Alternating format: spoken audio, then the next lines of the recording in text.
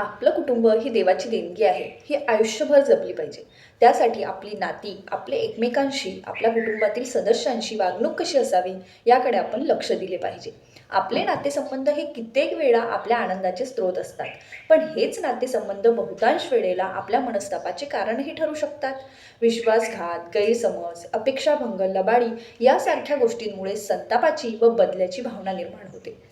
पण जर आपण आपल्या नात्यांसाठी नैराश्य, कटुता, नाराजी यासारख्या गोष्टी सोडून देऊ शकलो तर आपण आपले नाते चांगल्या प्रकारे सांभाळू शकतो. पण आपलं दुर्दैव आहे की आपला कल या गोष्टी धरून ठेवण्याकडे जास्त असतो आणि आपण जशास तसे या उक्तीप्रमाणे वागतो.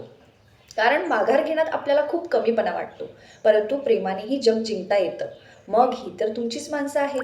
कधीतरी इतरांचे चांगले गुणही बघा. जर तुम्हाला घरातील एखाद्या व्यक्तीबद्दल घृणा वाटत असेल, राग येत असेल, तर त्या व्यक्तीचे वाईट गुणच न पाहता त्याच्यामध्ये असलेल्या चांगल्या गुणांचा देखील शोध घ्या. या व्यक्तीने तुमच्यासाठी केलेल्या एखाद्या चांगले काम आठवा व त्याला मनापासून धन्यवाद म्हणा. यासाठी तुम्हाला त्या व्यक्तीस समोर जाण्याची गरज नाही. तुम्ही त्या व्यक्तीचे मनातूनच आभार मानू शकता. बघा, तुमचा त्या व्यक्तीकडे पाहण्याचा दृष्टिकोन बदललेला असेल. प्रत्येक नात्यामध्ये प्रामाणिक राहा. पटकन माफी मागण्याची वृत्ती ठेवा व माफ करण्याची देखील. समोरच्याचे म्हणणे आपुलकीने ऐकण्याचा प्रयत्न करा. नात्यामध्ये आपली भावनिक जबाबदारी स्वीकारा व नेहमी सकारात्मक ठेवा.